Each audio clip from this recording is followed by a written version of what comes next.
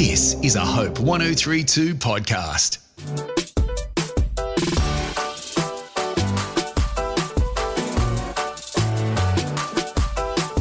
Hello, welcome to Undistracted. I'm your host, Laura Bennett, and this is the podcast where we learn from our guests how to get better at building our lives with intention around our passions, our purpose, and deal with some of the stuff that gets in the way of that. Our guest today is adoptive mum and founder of Forever Projects Anna Dombkins.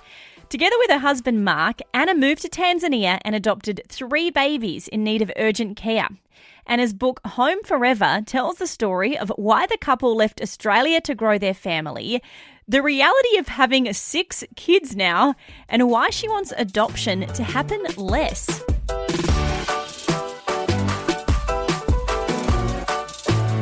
Can you take us back into 2006? At that point, you and your husband, Mark, were a young couple living in Wollongong. Was adoption something that you wanted to do then? Never. It had never even crossed our minds. We'd kind of talked about having a big family, which we thought meant about 4 children, but we hadn't really considered adoption as a serious pathway for our family. But we found ourselves just sitting at home one day watching a documentary that completely changed our life and catapulted us into this idea that we would pursue adoption. Did you already have kids at that time, or was this the beginning of you guys starting a family?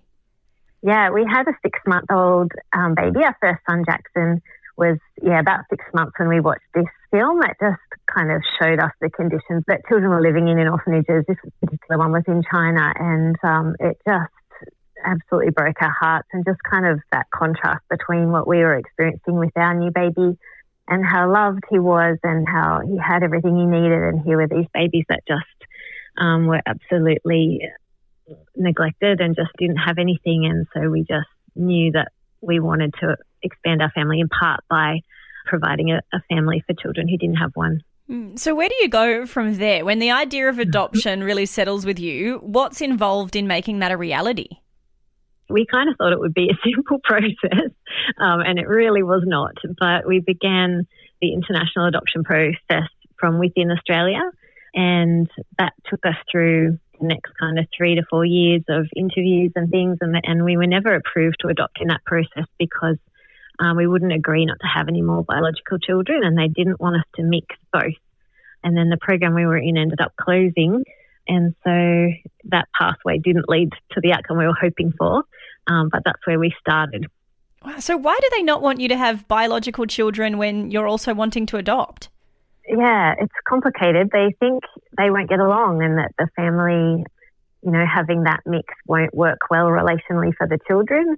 They couldn't give us any real research about that, but that's just their anecdotal evidence said, don't do that. And so they even suggested to me I have my tubes tied to show commitment to adoption, which I didn't want to do. So that process wasn't for us, but we still had a real heart for finding children who were legitimately orphaned and didn't have any other hope for a family, and so that led us to look elsewhere. Well, I can only imagine how frustrating that is, because even hearing you say that, or how frustrating it was, hearing you say that is enough to make me think how ridiculous that is. Like regular biological siblings, there's no guarantee they're going to get along, so I don't, it just seems really That's puzzling. Exactly right.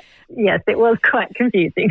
So when you've got the challenge of the Australian system then with that bit of pushback, you then find yourself going to Tanzania to adopt instead. What led to that real sort of shift in direction? I think it was a combination of things. It was partly that push that we wanted to find an adoption process that would work well with our family, but also we kind of were just in this land of kind of thinking through what we wanted our family to look like, how our faith would influence that, and wanting kind of a new adventure for our family. And so we decided that we'd move to Tanzania, and we landed on Tanzania just because it ticked all those boxes for us. We could work there, we could live there, we could raise our children there. It was politically safe, and the adoption law fit with the Australian adoption law. So it kind of ticked all those boxes, and mostly because we found a baby home that we could see had really ethical practices for adoption, and we could be confident that if we adopted through there, that the children we adopted were legitimately in need of a family. And beneath the choice to make a move, there is that sense of, as you've said, wanting adventure, wanting something new, and you write about wanting a meaningful kind of life. What was driving that desire for adventure and meaning? Wow. Yeah, I think we were a big part of our church community at that time, and we're thinking through a lot of different things about our faith. Of course, you know, many Christians have that experience of seeing just horrendous examples of Christians who do horrible things in the name of religion or a God they love, but they don't live out that in their real life. And so part of that was thinking through, well, how is our family and our choices going to reflect the true nature of our faith? And yeah, I remember also we're reading, there's a great book called The Church of Irresistible Influence, and we were reading through that, which the idea was kind of, if your church disappeared, would the community notice? Is your church having an impact on the community around it that's significant? And we were thinking about that and about that for our family, like what impact is our family having and how is that aligned with our faith? And so all of those thoughts together kind of happened at the same time and catapulted us to Tanzania. It is just a wild kind of adventure, but it sounds like you and your husband Mark had that alignment to kind of want those things. Was that the way you guys set out in marriage, even in sort of dating and all of those things? Like, to live the life you've lived, I feel like you've got to be pretty much on the same page as the person you're married to, or it might not work out. So were you guys kind of always aligned in that way? Yeah, I mean, I think we were just on this path at the same time, because they certainly weren't ideas we'd had before, and it all happened quite quickly. You know, I had the idea one day in January and we were there by July. So it was a very quick thing, but I think all of those kinds of foundations that we held together, the values that we had, laid the foundation, the groundwork for that, leading up to that decision. And so thank goodness, you know, it happened that we were both there. And I think that's just also the work of God in our life.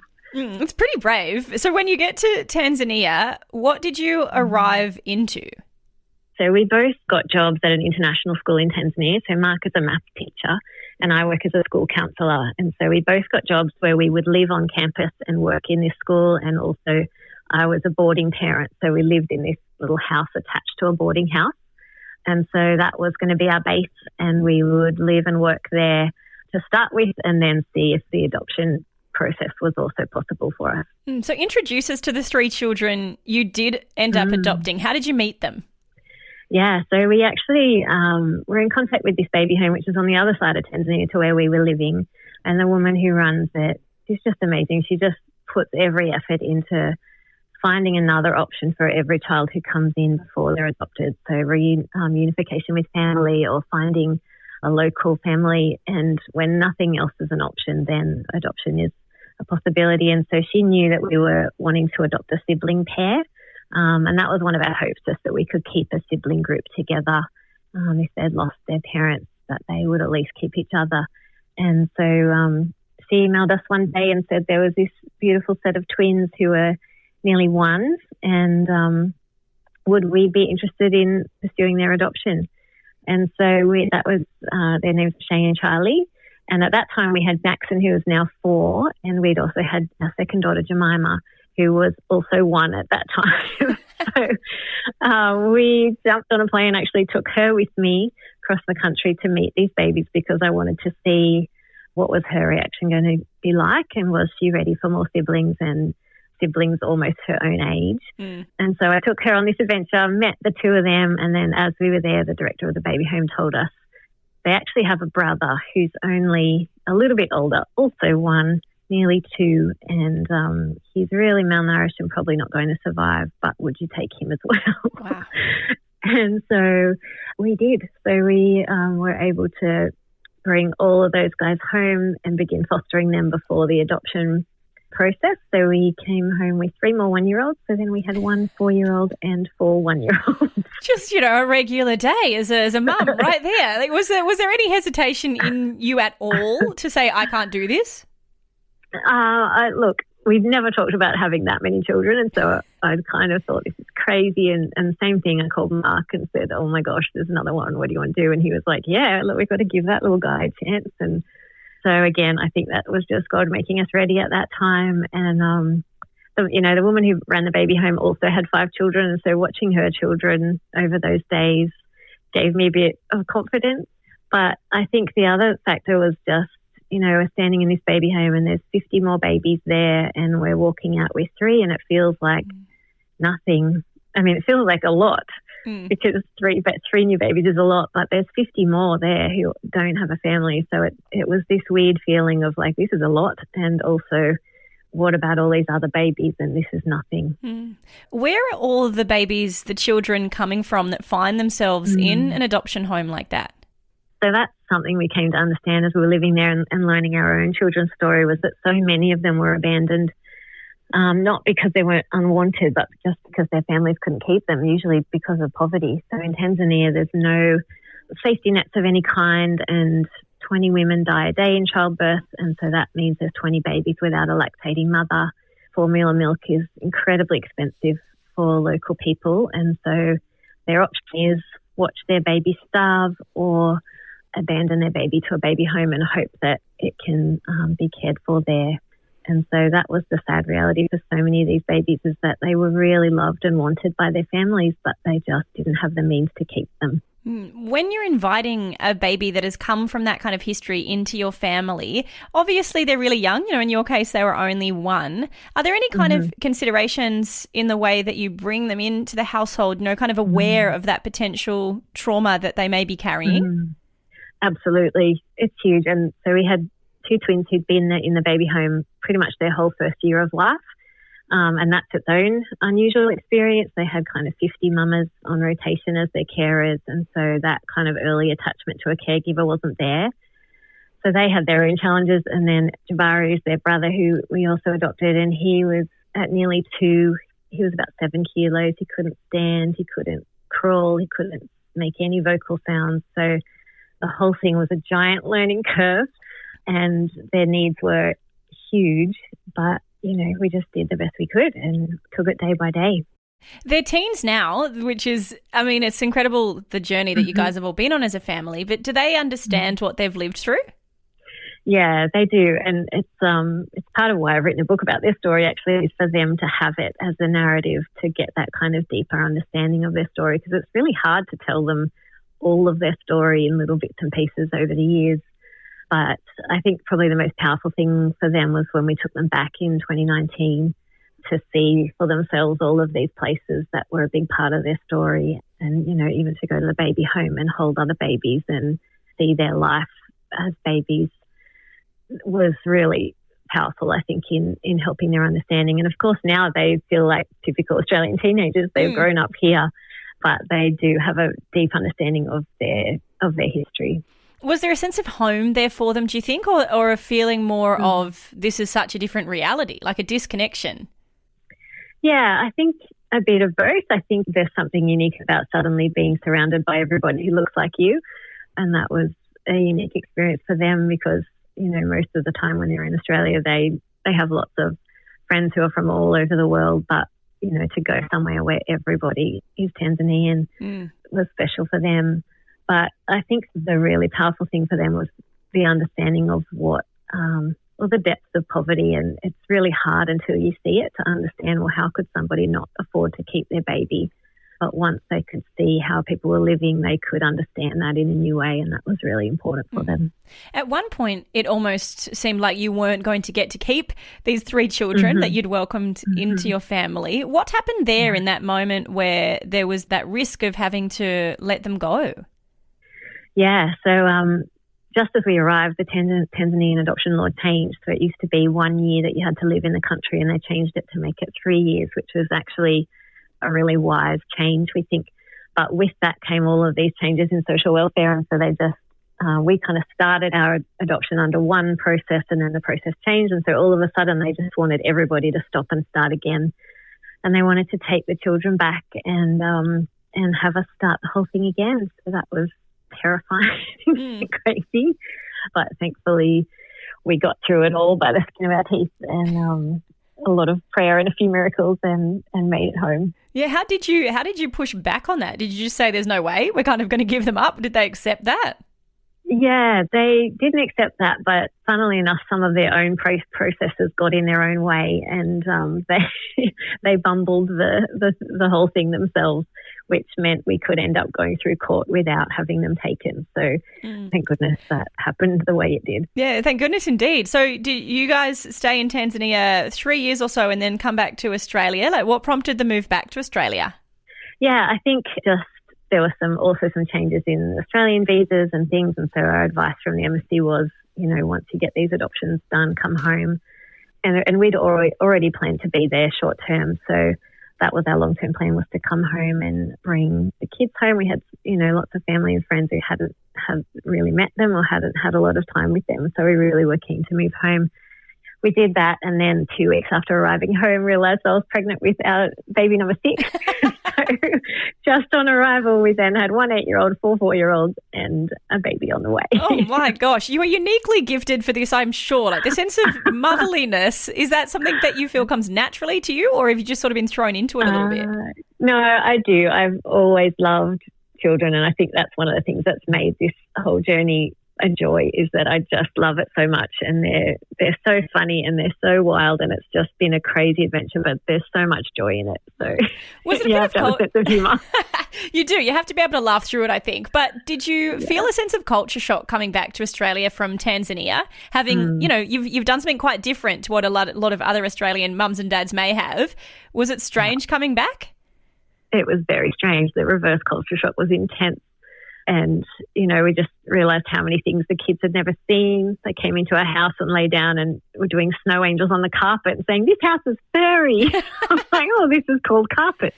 But there was just 1,000 things that they had never seen and were completely overwhelming to us on return. So we kept our life very small as we re-entered.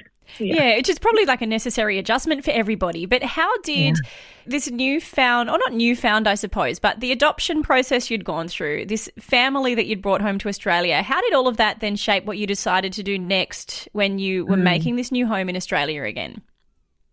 That whole experience, it really just highlighted for us how hard it was to get through an adoption, both in Australia or internationally.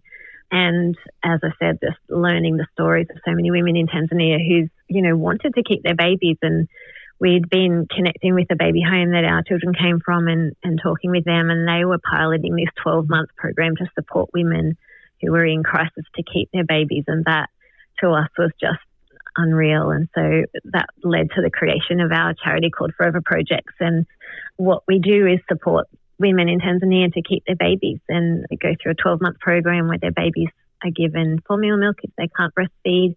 They're given training in nutrition and hygiene.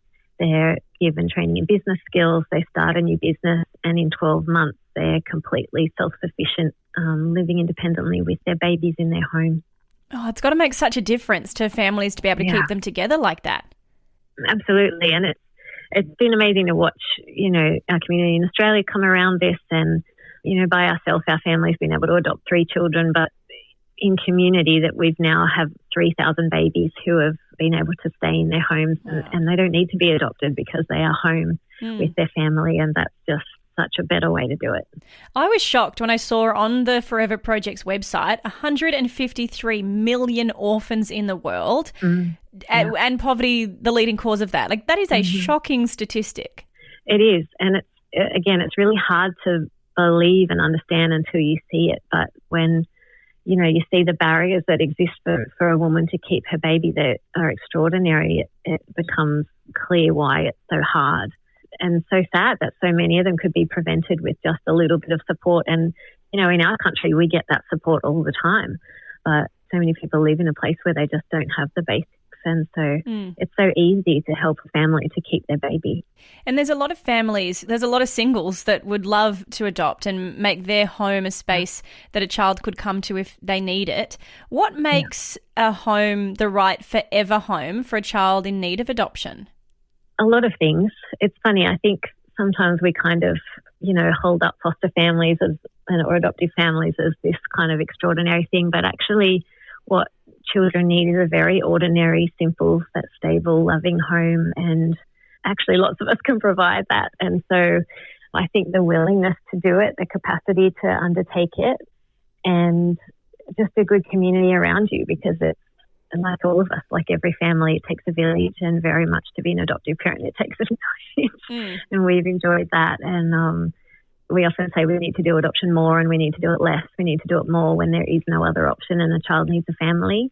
And we need to do it less when there is another option that could prevent that child from needing to be adopted. We need to look at all the other options first. And you're right in saying we do look at foster families or adoptive parents as a little bit different to, the regular. There is something really noble, I think, about that choice. And perhaps it's because you're opening up your home to a child that technically you don't have to, right? Like there's a sense of welcome there that I think perhaps people really respect. But it's also not an easy path to go down, as your story shows. Absolutely not. Is there any advice that you wish you had going into this whole experience, the last sort of 20 years or so?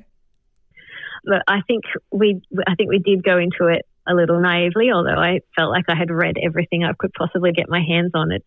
You can't really prepare for it until you're there. And so I think read and research and learn and try to understand everything you can along the way. But in some ways, I think the surprises are part of what makes it possible, because if you knew everything to start with, you might not go ahead. So I think sometimes not knowing is also a blessing, because it's just one step at a time, one day at a time. And like everything, the challenges are there and they're very real, but that's where the growth is, and that's where our faith is tested, and that's where we learn. And so it's not something to shy away from. It's something to take on. And I think, these little people are living these giant challenges themselves. And so we need to be adults who can hear them and see them and step into that challenge with them and walk through it with them. So for people who read more of your story in Home Forever, what do you want the takeaway, the experience of that to be? A few things. I think, if this is something that's on your heart, get involved. We all have something to offer, and we often say at Forever Projects, we talk about what's in your hands, that we all have a talent or a skill or something to bring. It's not a home for another child for everybody, but we can all contribute something. And so working out what is it that you've been uniquely gifted with. Maybe it's a platform like you have, or a way of connecting people together, or an audience, or whatever it is, but you have something to offer, and how can you use that to make meaningful change in the world?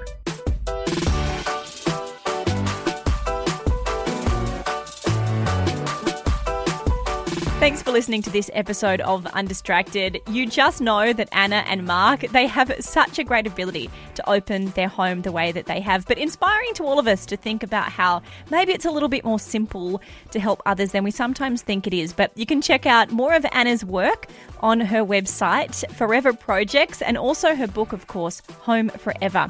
And until next time, enjoy living this undistracted life.